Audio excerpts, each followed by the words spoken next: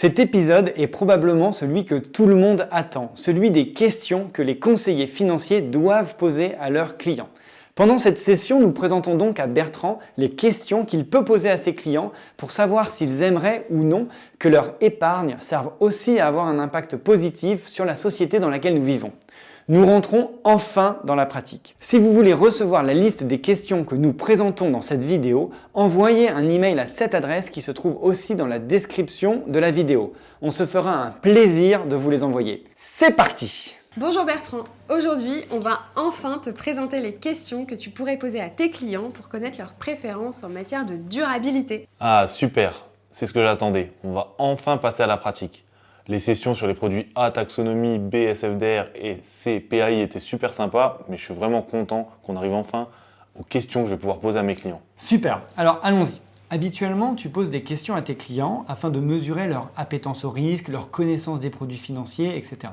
Ce questionnaire te permet de déterminer le profil investisseur de tes clients. On appelle ce questionnaire le questionnaire investisseur financier ou le questionnaire d'adéquation ou le questionnaire MIF 2 ou le questionnaire MIFID 2, il a plein de noms.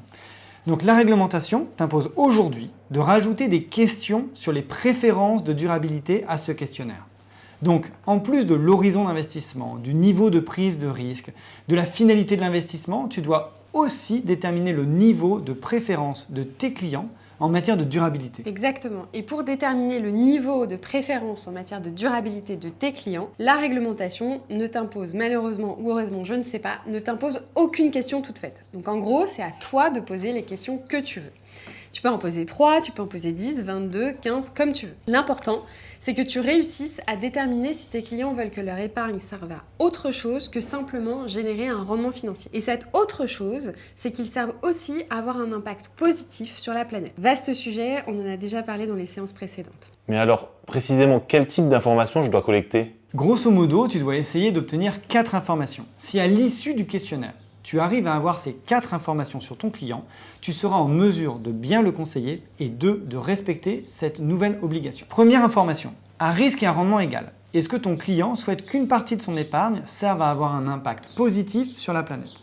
Deuxième information, si oui, tu dois déterminer leur niveau d'engagement. Est-ce que pour eux c'est ultra important ou bien est-ce que c'est un nice to have? Cette deuxième information, en fait, elle va te permettre de distinguer entre les produits A, si tes clients prennent le sujet très à cœur, les produits de taxonomie, ou les produits B et C, si tes clients sont un peu moins engagés, dirons-nous. Troisième information que tu dois collecter via le questionnaire, c'est déterminer la proportion minimale qui doit être investie dans des produits financiers durables. Donc 10, 15, 20%, 80% de l'épargne de ton client. Quatrième information, tu dois savoir déterminer si tes clients ont des thèmes particuliers qu'ils veulent soutenir à travers leurs investissements. Si oui, il faut savoir lesquels. Donc par exemple, si ton client est un grand défenseur du climat, il faudra lui proposer un produit financier qui permet par exemple la décarbonation dans les entreprises. Si ton client ne supporte pas l'idée qu'on déforeste, enfin la déforestation, alors il faudra que tu trouves un produit financier qui prend en compte la déforestation potentielle des entreprises dans lesquelles le fonds investit. Est-ce que tu as déjà des idées vis-à-vis des questions que tu pourrais poser à tes clients? Eh bien, celle que vous avez posée tout à l'heure. Souhaitez-vous qu'une partie de votre épargne ait un impact positif sur la planète ? Excellent! C'est une parfaite première question et je préciserai simplement, à rendement et risque égal, voulez-vous que votre épargne serve à avoir un impact positif sur le monde? Ça fait pas un peu too much ? Ça fait pas un peu prétentieux de dire voulez-vous que votre épargne ait un impact positif sur la planète ? Parce qu'en fait, je suis pas sûr, moi, de cet impact positif, justement. Ben non, c'est parfait, hein, c'est la réglementation qui te demande de poser la question. Elle veut que tu pousses des produits durables à tes clients. Elle te demande aussi d'être à la fois simple et d'être compréhensible. Je trouve que la question que tu viens de poser, elle mérite d'être claire. Tu pourrais aussi dire, souhaitez-vous que votre épargne engendre des externalités positives sur des critères environnementaux ou sociaux? Mais là, c'est un peu lourd quand même. Oui, et ceci dit, avant qu'ils répondent à la question, tu peux aussi leur présenter le contexte et expliquer pourquoi est-ce que tu leur demandes cela. Tu pourrais leur dire, je vous pose cette question parce que c'est une obligation réglementaire et que l'Union européenne fait tout pour orienter les flux financiers vers des activités qui sont durables selon sa définition de la durabilité.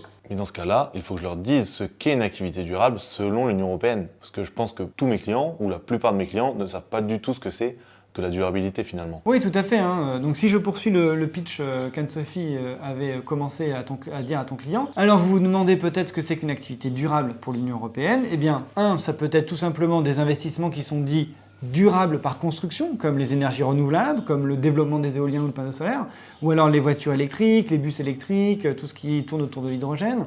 Mais aussi, ça peut être toutes les activités qui participent à la transition écologique, c'est-à-dire toutes les activités qui sont attentives tout simplement à l'impact qu'elles ont sur l'environnement, qui font attention à la consommation d'eau, aux déchets, qui favorisent l'économie circulaire. Et ensuite, ça peut être aussi les entreprises qui prennent un angle plus social, c'est-à-dire qui traitent bien leurs salariés, qui les forment, qui promeuvent la parité homme-femme, etc. Oui, je confirme, ce sont toutes des activités durables selon l'Union européenne. C'est gentil de confirmer. Donc il faut bien comprendre que depuis 2021 et 2022 encore, les fonds d'investissement qui mettent en avant le fait qu'ils financent ce type d'activité durable sont très encadrés, enfin, en tout cas beaucoup plus d'avant. Donc tu peux leur dire que s'ils veulent contribuer au financement des activités durables, il faut qu'ils te le disent à toi et que toi tu es en charge de leur proposer justement des fonds durables. Et je suis obligé de dire tout ça? Non, t'es pas obligé, t'es obligé de rien. T'es juste obligé de savoir si tes clients veulent financer des activités durables, quel type de produit entre le A, le B et le C, et la proportion de chaque type. Mais prendre 2 minutes pour expliquer pourquoi tu poses ces questions et qu'est-ce que c'est qu'une activité durable ne me paraît pas complètement inutile. Tu dois le savoir mieux que nous, mais quand les gens comprennent pourquoi ils doivent faire quelque chose, comme répondre à tes questions, ils l'acceptent beaucoup plus facilement. Ok, j'ai compris. Est-ce qu'on peut revenir aux questions du coup? Oui, bien sûr. Alors voici quelques exemples de questions dont tu pourras t'inspirer pour faire ton questionnaire. Par exemple, à risque et rendement égal, est-ce que vous souhaitez que votre épargne finance des activités durables? Autre type de question, souhaitez-vous qu'avant d'investir, les gérants des produits financiers fassent une présélection des investissements en fonction de critères environnementaux ou sociaux, et donc éliminent les pires, par exemple? Est-ce important pour vous de ne pas simplement regarder les critères financiers, mais que le gérant qui va gérer votre épargne étudie aussi les critères extra-financiers?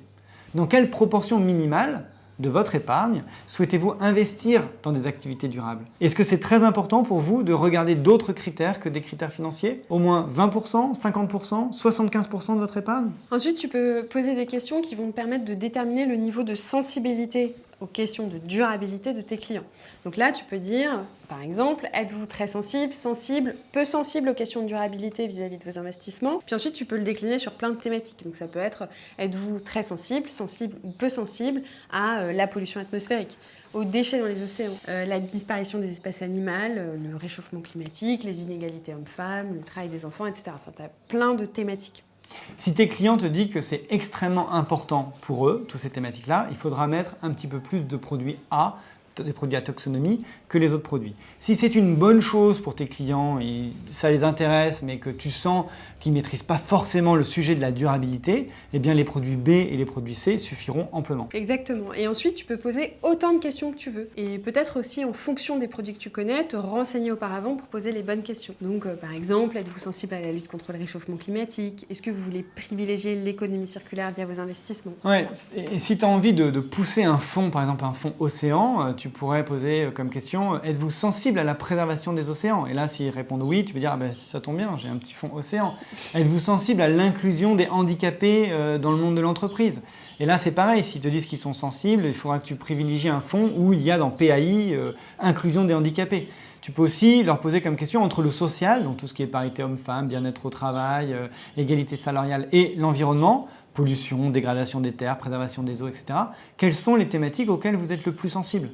Exactement. Et donc, une autre façon aussi d'aborder les choses, c'est de demander à tes clients s'il y a un thème en particulier qui les anime et pour lequel ils veulent que le gérant du produit s'attarde obligatoirement avant de faire un investissement. Donc là, ça peut être la quantité d'eau, les déchets, les émissions de gaz à effet de serre, ou alors rien de tout cela. C'est-à-dire qu'ils peuvent avoir aucune préférence en matière de durabilité. Mais si le client n'en sait rien? Moi, je te conseillerais de finir chaque question par « où vous n'avez pas d'avis sur la question ». S'ils veulent que leur épargne ait un côté responsable, mais qu'ils n'ont pas vraiment d'idée, bah, ce sera à toi de leur proposer quelque chose. Peut-être quelque chose de plus généraliste, quelque chose que tu connais déjà. Ensuite, je pense que quoi qu'il arrive, même si tes clients te disent qu'ils ne veulent pas particulièrement que leur épargne finance des activités durables, c'est quand même une bonne pratique aujourd'hui dans le secteur de conseiller à tes clients des produits qui sont gérés par des acteurs qui prennent en compte des critères ESG et ou qui fassent au moins le minimum de ce point de vue-là. Ouais, et aujourd'hui, clairement, tous les fonds disent qu'ils font de l'ESG, donc ce sera pas trop dur, je pense. Voilà pour cette super session sur sur les questions,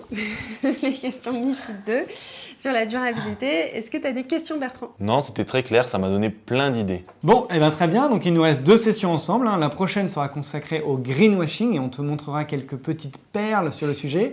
Et ensuite, la dernière sera consacrée à tout ce qu'il faut savoir sur la mise en place de la réglementation MiFID II en lien avec la finance durable. À la semaine prochaine. À la semaine prochaine. Merci Moonshot, à la semaine prochaine.